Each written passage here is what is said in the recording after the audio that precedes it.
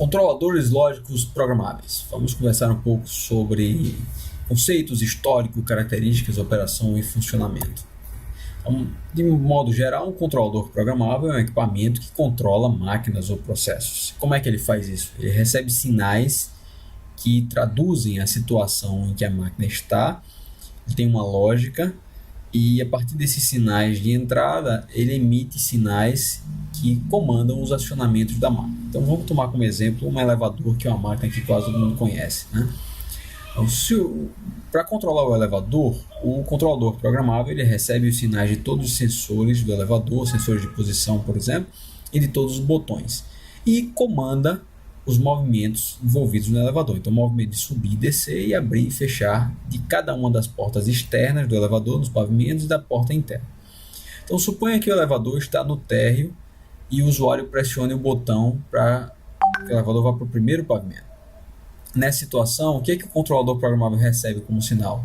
Ele recebe a informação de que o usuário pressionou o botão do primeiro pavimento, ele verifica que as portas estão abertas e que o elevador está parado. Então ele comanda, através das saídas dele, comanda o acionamento da porta para que a porta interna feche, para que a porta externa feche.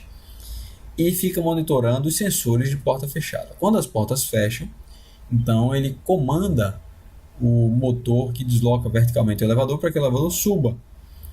E ele mantém esse comando acionado até que o elevador chegue ao primeiro pavimento, que é o objetivo. Quando chega ao primeiro pavimento, ele comanda a parada, né, do movimento. Depois comanda os motores das portas para que as portas abram e fica aguardando um novo comando. Então essa é a maneira como o controlador recebe sinais de campo e atua sobre o processo. Também é importante a gente discutir o contexto histórico do controlador programável. Então, vamos voltar aí à década de 60, indústria automotiva, General Motors, que sempre é o melhor, que entrou no mercado e conseguiu vencer aí a hegemonia da Ford, vendendo para os usuários que eles precisavam ter o carro do ano, um carro mais parecido com ele. Então, um cara jovem, um carro esportivo, um executivo, um carro mais sério, né, mais sóbrio. E para manter essa maneira de trabalhar, a General Motors precisava lançar carros novos, modelos novos frequentemente. E toda vez que uma indústria automotiva lança um modelo novo, ela praticamente precisa ajustar a linha de produção para aquele modelo. Hoje isso é muito fácil, com robótica, a movimentação de materiais é muito mais tranquila. E hoje a gente já tem os controladores programáveis muito bem difundidos, mas naquela época os painéis eram como alguns desses aqui da imagem, né? Comandos discretos através de relés, às vezes válvulas. Então era muito difícil fazer uma alteração na linha de produção. Ou seja, toda vez que a General Motors precisava lançar um carro novo, ela praticamente precisava jogar fora toda a automação da linha e construir um outro sistema de automação todo novo com componentes discretos. Então ela lançou uma especificação, ela lançou um desafio para o mercado, né? Ela fez, olha, nós precisamos de um novo controlador, um novo sistema de controle, e ele precisa ter essas características aqui. Ele precisa ter um preço competitivo em relação aos sistemas de relés atuais. Ele também precisa ser capaz de aguentar, suportar o ambiente industrial.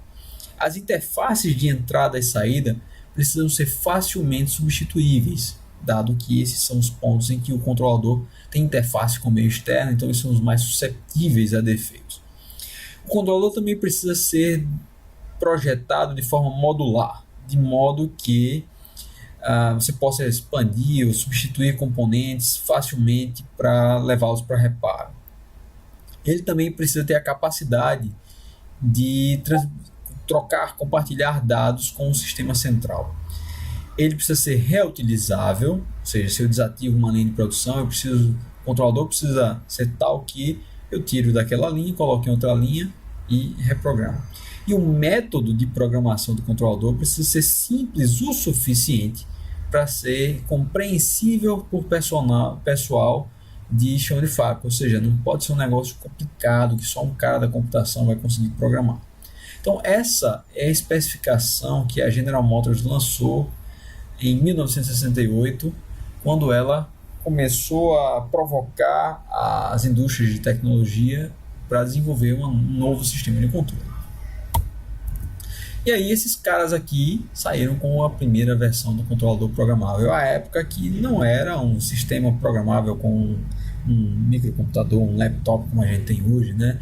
Era um sistema completamente físico, digital, você programava ele através de deep switch, de conexão e desconexão de componentes, mas que entregava tudo aquilo que a GM queria.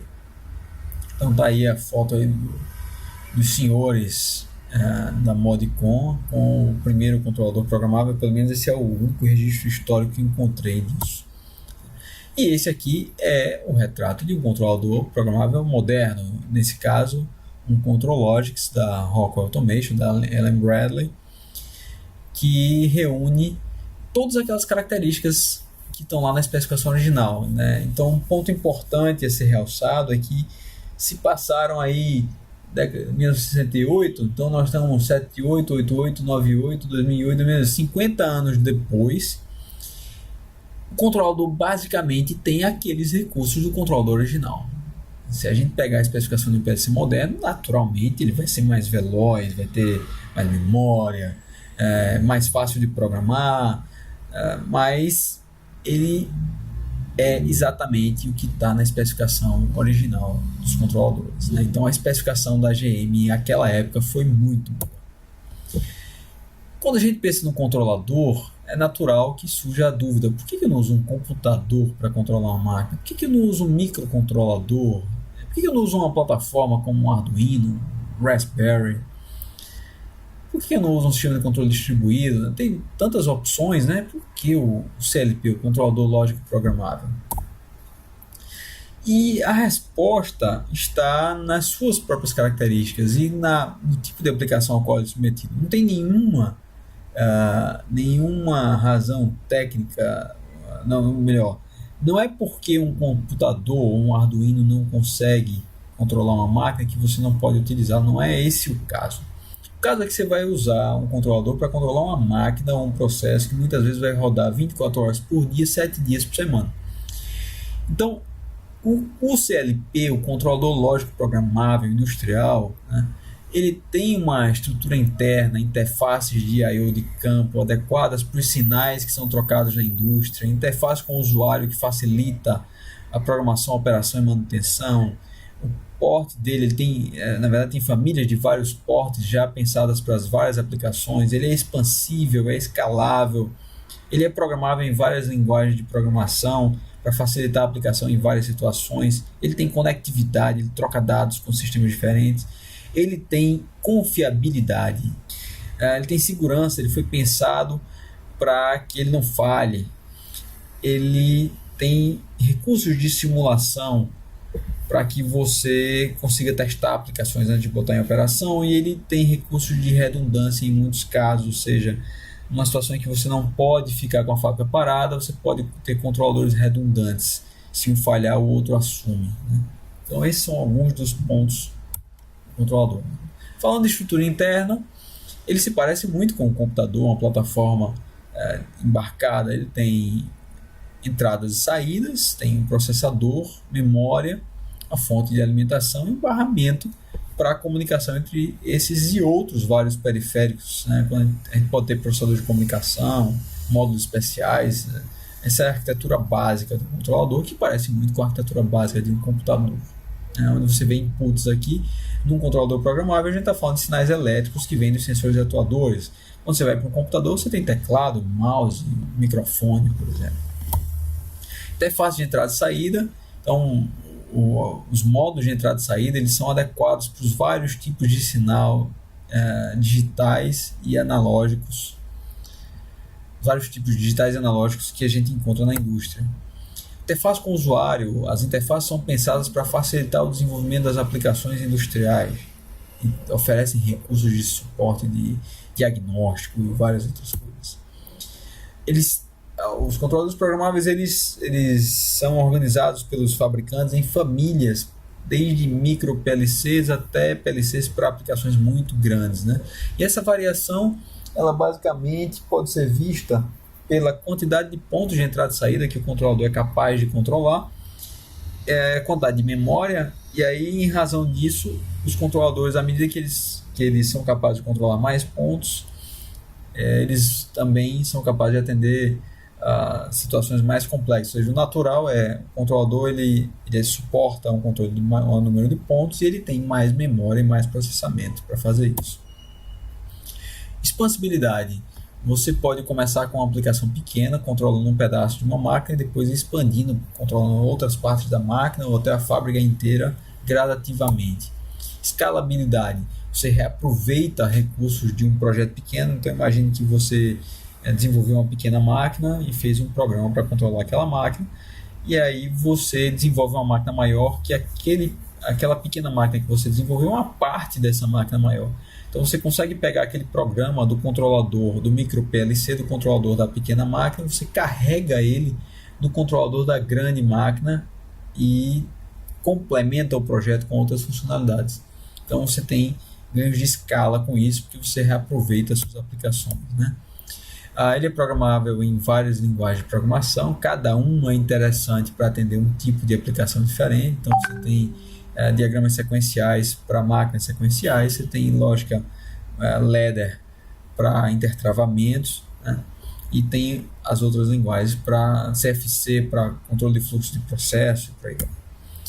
Conectividade. Os controladores programáveis modernos, eles se comunicam através de vários tipos de redes de comunicação diferentes, de modo que você praticamente não tem problemas tecnológicos em trocar dados entre um equipamento e outro na fábrica. Sempre, ou melhor, na maioria dos casos, tem um jeito de fazer isso. Confiabilidade. Uma vez implementado o projeto, se ele foi implementado da maneira correta, o processo vai acontecer da maneira correta. Segurança. Os controladores controlam máquinas por onde transitam pessoas, então todos os periféricos têm que ser montados de tal maneira que você não precise ficar preocupado que o controlador vai tomar uma decisão errada ou um ponto de entrada ou saída vai interpretar, vai receber um sinal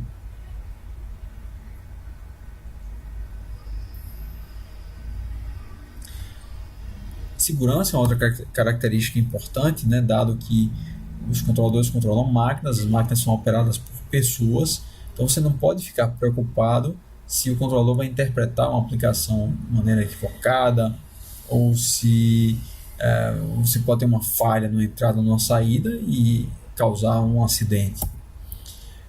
Os controladores oferecem recursos de simulação para que você possa testar seu projeto antes de implementá-lo.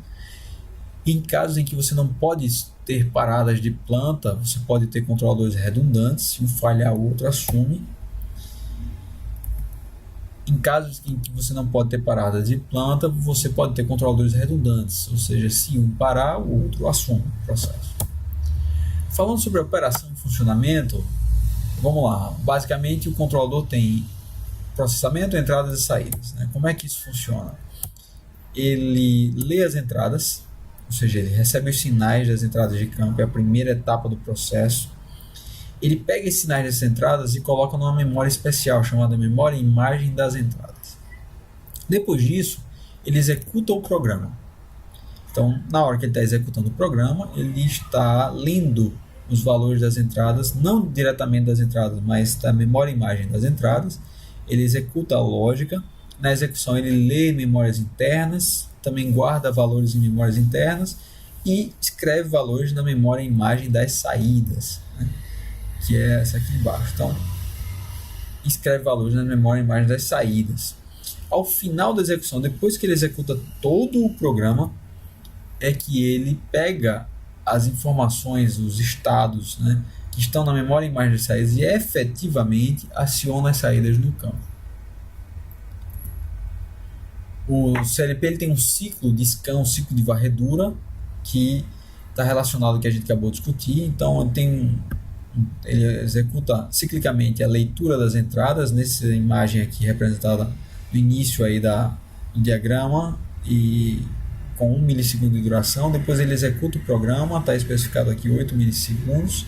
Depois ele atualiza as saídas mais 1 milissegundo. Então, essa aplicação tem um ciclo de 10 milissegundos de execução. entre ler entradas, executar o programa, atualizar saídas, o scan termina e depois começa um novo ciclo de scan, são mais 10 milissegundos. Nessa imagem a gente tem uma ilustração rápida, né, do ciclo de varredura. Então na primeira linha, se a gente olhar vertical, na barra do meio tem escrito scan. Então o primeiro grupo é input, read, scan. Então você vê lá que do lado esquerdo você tem um switch, um botão, né, um level switch na verdade, um sensor de nível aberto. Essa imagem aqui ela busca representar um ciclo de scan. Então no primeiro item aí, input, read, scan, se você olhar nessa coluna do meio scan, do lado esquerdo você tem um switch que está aberto, que está ligado numa entrada de endereço 10. Dentro do PLC você tem uma lógica, né, onde um contato da entrada 10 aciona a saída 407 e mais à direita você tem aí a saída 20 acionando uma lâmpada, tá? Então no primeiro momento, se você olhar à direita no I/O table, né, mais aí ao centro do slide, a entrada 10 ela tem valor 0 e a saída 407 ela tem valor 0 também, tá? Então vamos lá. Na linha seguinte, alguém pressiona o botão. Ao pressionar o botão, a entrada 10 é some nível lógico 1. Então se você olhar aqui no meio no I/O table, você vai ver que o endereço 10 tem valor 1. Mas o programa ainda não foi executado. Então a saída lá, a saída 7, né, continua com valor 0. Na lógica, na linha seguinte, na terceira linha, você tem a execução do programa, a execução do ciclo de scan. Então a primeira é a leitura das entradas, a segunda está ainda na leitura das entradas até o sinal chegar na lógica, a terceira é a execução do programa. Então na terceira linha, o CLP executa, ele executa essa aplicação aqui, onde o contato da entrada 10 aciona a saída 407. Mas note que as saídas efetivamente ainda não foram atualizadas. Então se você olhar na I/O table, a entrada 10 tem valor 1, a saída 407 tem valor 1, mas se você olhar à esquerda, a lâmpada onde está escrito ali PL, ela continua apagada. Na última etapa, aí finalmente o CLP atualiza as saídas, ele pega lá o valor da memória imagem das saídas, lá da 407 que é 1, né? E efetivamente emite o sinal elétrico que aciona a lâmpada. Então aqui tem uma ilustração rápida do ciclo de varredura. Então note que a saída ela só é efetivamente ligada depois da execução do programa. É isso que essa imagem quer mostrar. Mais um pouquinho sobre memória e imagem. Você tem lá uma representação de um cartão de entrada digital, onde está ligado um limit switch, né? E veja que para cada ponto, na vertical está o cartão, tem os pontos de 0 a 7, na horizontal estão os endereços na memória e imagem das entradas. Quando o switch é acionado, então veja que o endereço 7 assume nível lógico 1. Mesma coisa para as saídas. Então, à esquerda a memória e imagem, com nível lógico 1 no endereço 5, e a lâmpada interligada do endereço 5 tem nível lógico 1. Abaixo, o endereço 5 tem valor 0 no registrador, então a lâmpada também tem valor 0. A memória do controlador ela tem basicamente duas áreas. Ela tem a área da aplicação, a memória executiva, que é onde está o firmware do controlador, né? Como se fosse o sistema operacional de um computador. E tem a memória de aplicação, onde o usuário desenvolve seu sistema. E nessa memória você tem o local onde você guarda o programa executivo. Na memória executiva você tem a área onde você guarda o programa executivo e uma área onde você guarda informações gerais do controlador. E na memória de aplicação você tem memória de dados e programa de usuário. Ou seja, quando você está implementando uma aplicação, você tem a lógica do programa, que precisa ser guardada na memória, e você tem os dados do programa, que também precisam ser guardados na memória. Por exemplo, Se você vai fazer um sistema de dosagem, você precisa guardar o peso que você quer dosar, isso precisa estar na memória de dados, na tabela de dados. E a lógica que vai fazer, se o peso atingir tal valor, acione essa saída, é que vai estar na memória de programa. Então, quando a gente vai para a memória de dados, a gente tem a memória imagem das entradas, está ali input table, output table, a memória imagem das saídas, né? Tem área para bits, operandos booleanos, tem área para registradores, words, duplas palavras, e aí nessas duplas palavras, você pode guardar números reais, inteiros, né? Depende do controlador que você está usando. Alguns controladores já não tem separação de áreas internas para bits e registradores, bits e words, né? Eles abstraem isso, você cria variáveis e determina quais são os tipos. Essa representação aqui é uma representação de controladores um pouco mais antigos. E na área de User Program, você tem o programa do usuário com as instruções da aplicação.